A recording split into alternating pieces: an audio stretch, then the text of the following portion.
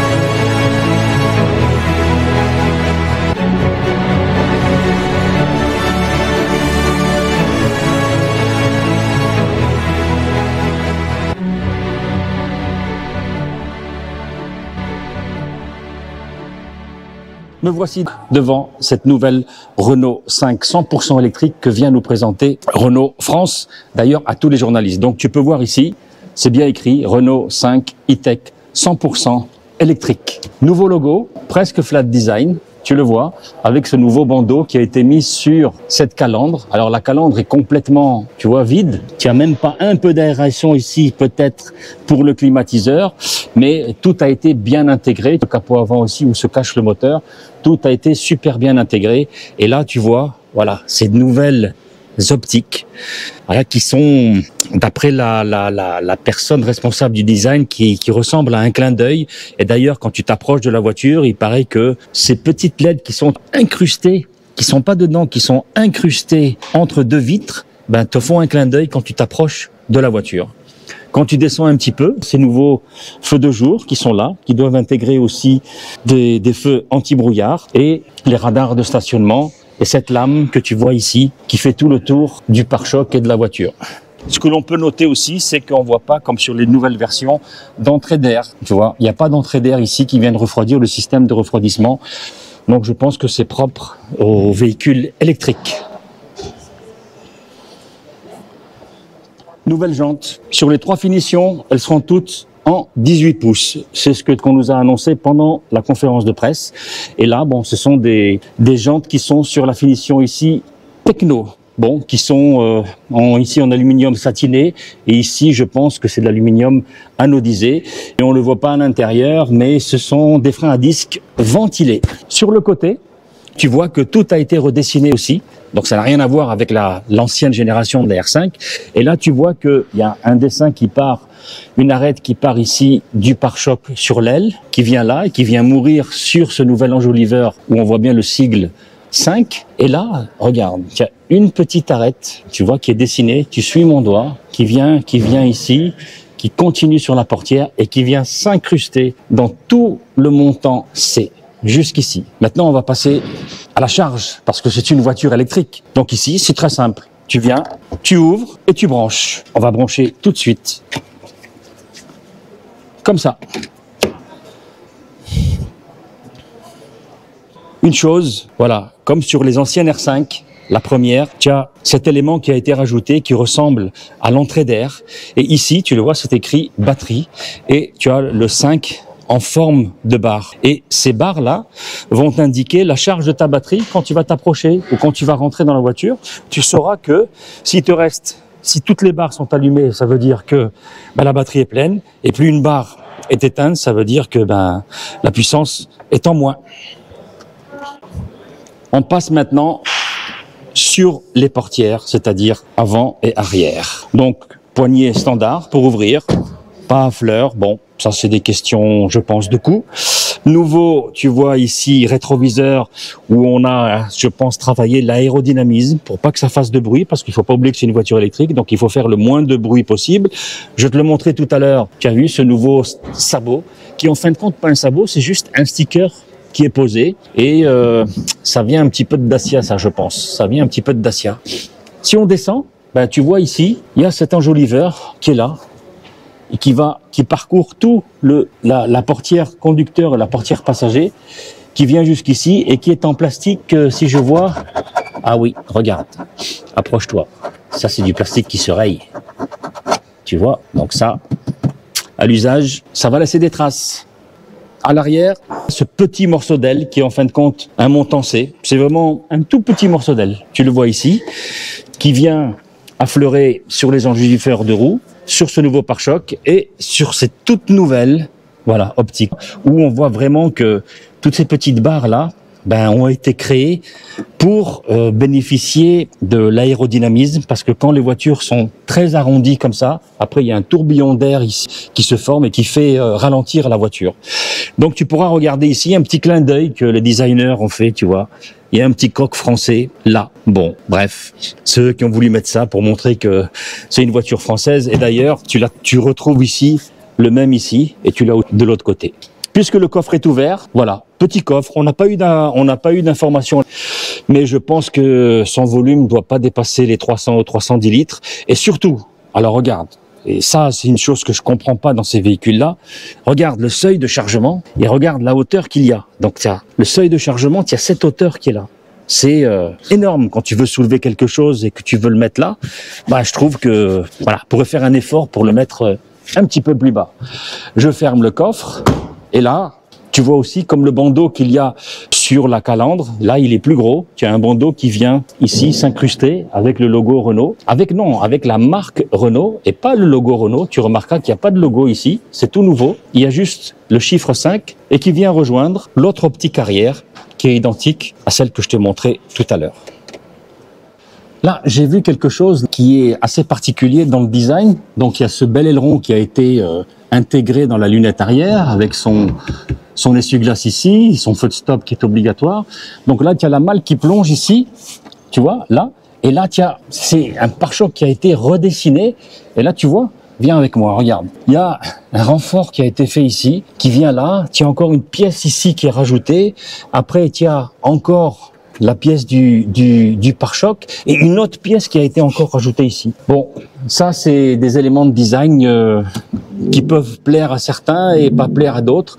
Mais moi, ça me surprend un petit peu parce que ça fait beaucoup d'intégration. Une lunette, un béquet arrière, ici un insert en plastique, ici on replonge, ici un nouveau pare-choc, ici encore une lamelle, et puis après encore une lamelle ici, et encore un élément de pare-choc ici, et encore une lamelle en plastique. Et là, c'est du plastique qui est teinté dans la masse, donc j'espère que ça va pas rayer. Je pense pas comme sur les côtés.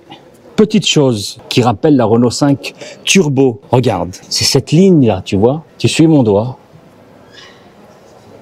et qui fait pratiquement tout le tour de la voiture, regarde, jusqu'à là-bas. Et ça rappelle toute la forme aérodynamique qu'il y avait sur la R5 GT Turbo. Suis-moi, suis-moi.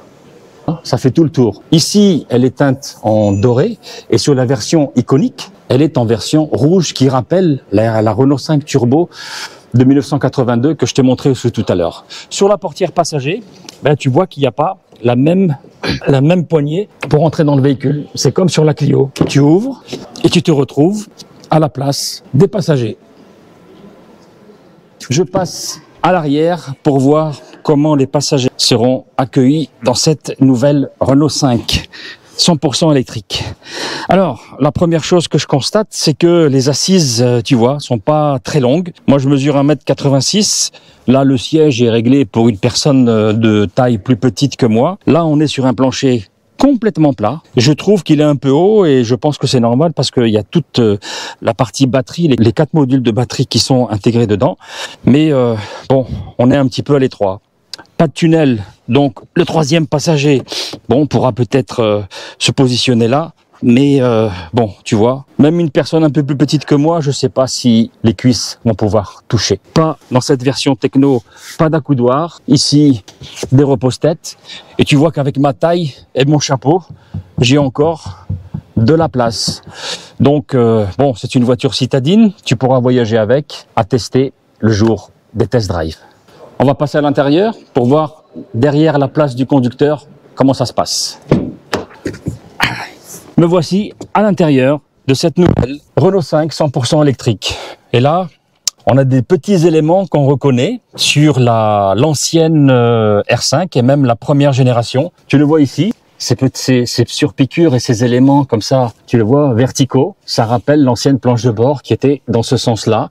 Ici, dans cette version milieu de gamme, techno, donc c'est du jean, c'est ce qu'on nous a dit. Du jean avec des surpiqûres. Ici, tout le haut de tableau de bord, c'est du plastique dur, mais ça devient maintenant courant chez les constructeurs.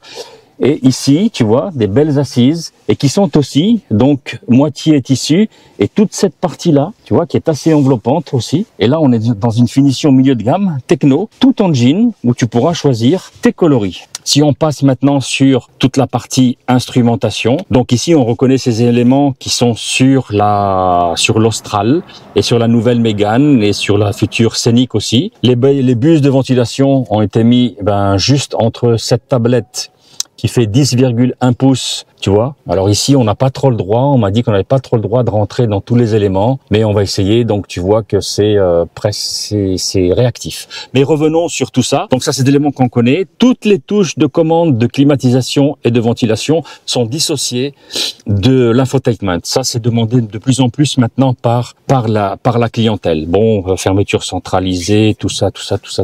Ici, donc on retrouve, alors je sais pas si tu peux voir ici, tu vois l'ancienne R5 ici, tu vois, si j'enlève ça, non, on peut pas l'enlever. Tu as le dessin de l'ancienne R5 et ici, tu as le dessin de la nouvelle R5.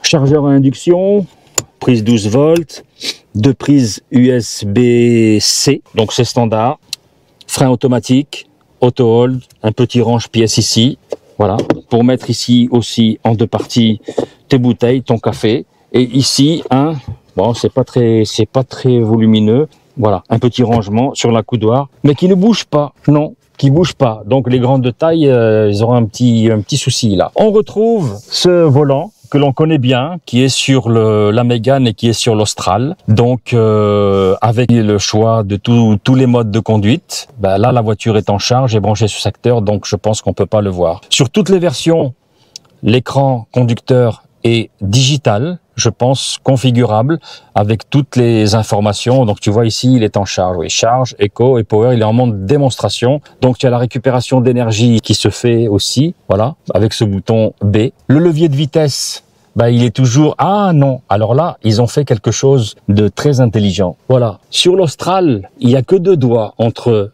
le commodo et le levier de vitesse. Ici, il y a presque 4 doigts. Moi, j'avais des difficultés à laisser. À chaque fois que je voulais toucher les essuie-glaces, je touchais le levier de vitesse. Et là, je pense qu'ils ont écouté le retour des clients. Donc, le tableau de bord, tu le vois.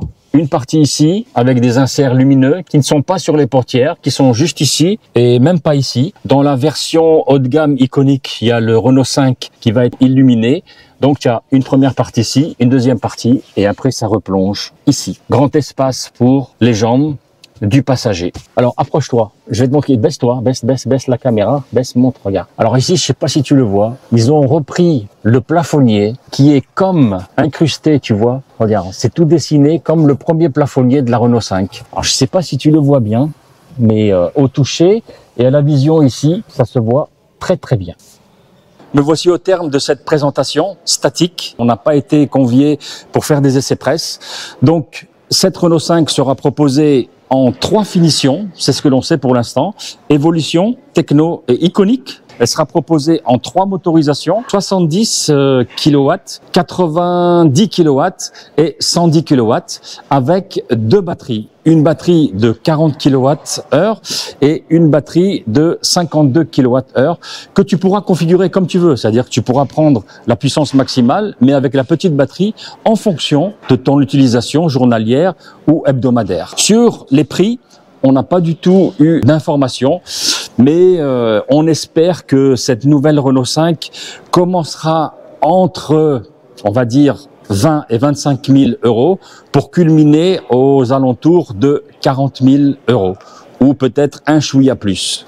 Donc, je te donne rendez-vous, je pense, dans quelques semaines ou dans quelques mois pour faire les essais presse sur route de cette Renault 5. Nous, on a été assez surpris par le design parce que elle reprend certains codes stylistiques de l'ancien modèle qui a été l'Iconic que tu connais, que je t'ai montré aussi tout à l'heure avec le levier comme la 4L et après qui est passé avec le levier manuel sur le bas. Donc, elle reprend beaucoup de codes stylistiques, aussi de la R5 Turbo rouge que tu as vu aussi tout à l'heure, et j'espère qu'elle sera bien accueillie par le public, que ce soit européen ou maghrébin, parce que cette voiture va arriver au Maroc, ça c'est certain. Elle arrivera pas cette année, elle arrivera l'année prochaine, et j'espère qu'elle sera très bien accueillie.